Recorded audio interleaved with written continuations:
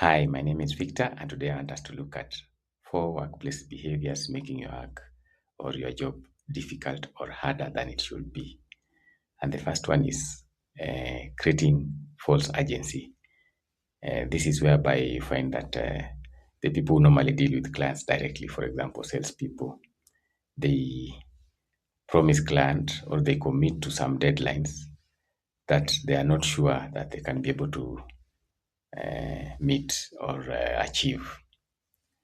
And when they find that they're in a crisis and now they cannot handle it on their own, they throw it now to the team to fix it. And this one, it disrupts the normal work plan of the team or workflow of the team. It creates unnecessary stress and confusion because, right, you come in the morning, you are planning, you have a plan of what you want to do. All of a sudden, you cannot go as per plan. You have to now go into crisis mode. You have to go into a firefighting mode, and therefore you can never be able to work uh, according to plan. So planning is substituted by firefighting, which is not good, and also it makes you look very disorganized as a team and unprofessional.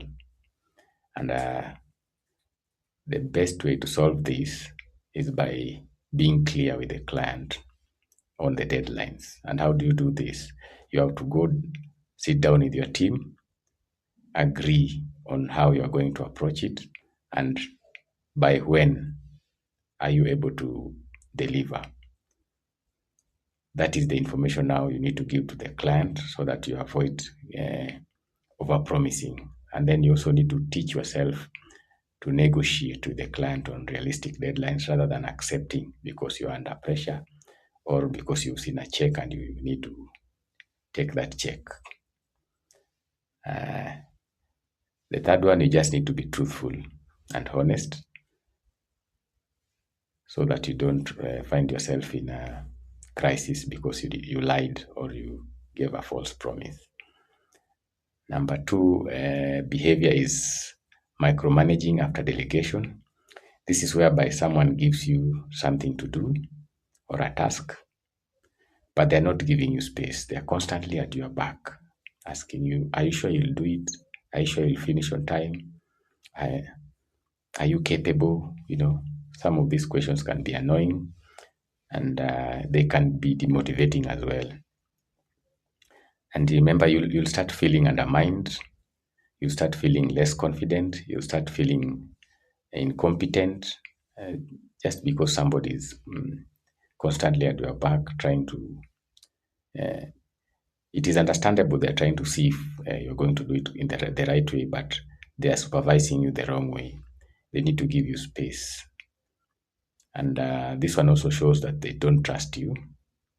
And eventually you'll not be able to work or be productive. And the best way to solve this is by being clear.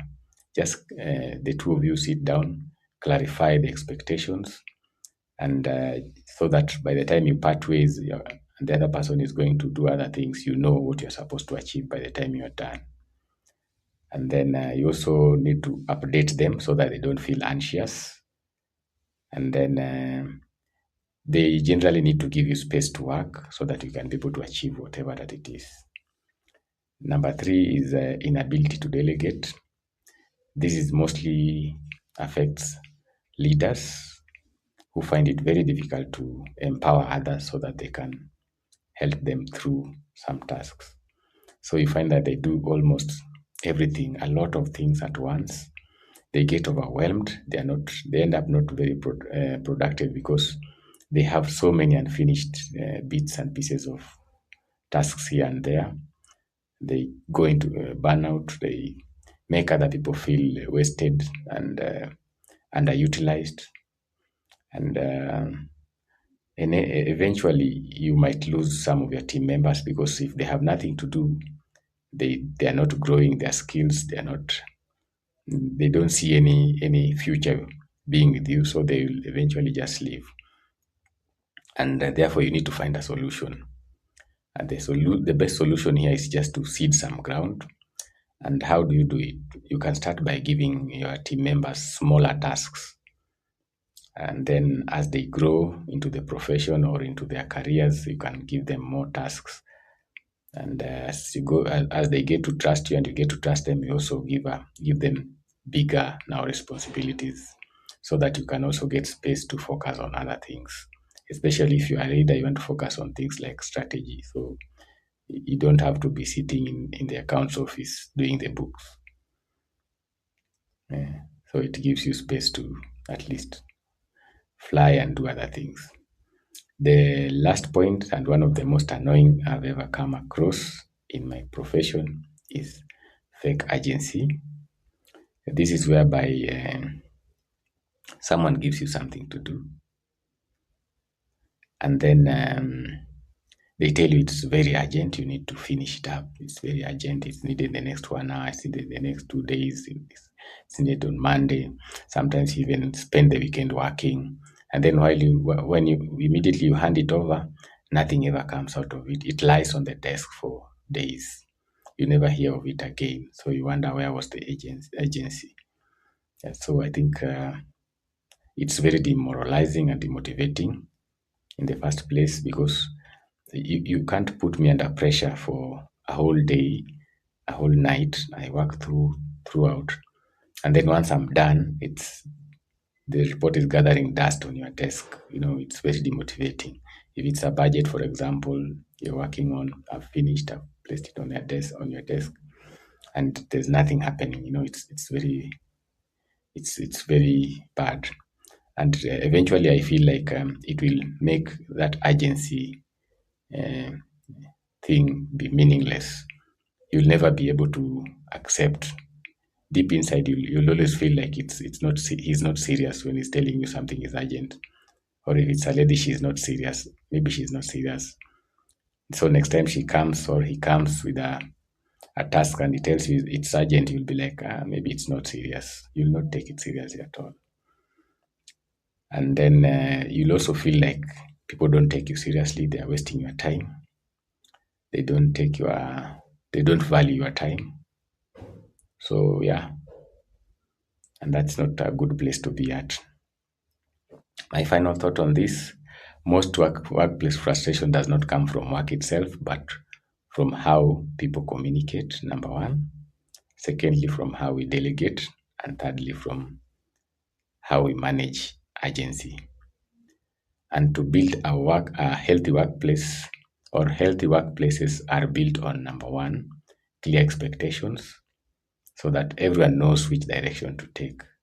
You are not shadow boxing. Number two, mutual trust. If there's no trust, you can never be able to move forward, because you will not be able to work together. You'll always be suspicious of each other, and therefore that there'll be no cohesion. The team will be heading nowhere.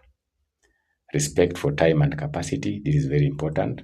You have to respect other people's time and their capacity, so that you don't waste their time on things that are not urgent or things that don't have value to the company. You also ensure that their capacity is respected, in that they are capable of doing something, and therefore you give them space, you give them time, and you entrust them with responsibility. And then last one is accountability at every level. Make sure that everyone is accountable. Not everyone likes accountability, but this is key for growth and progress. Accountability is key. Thank you, and see you in more videos.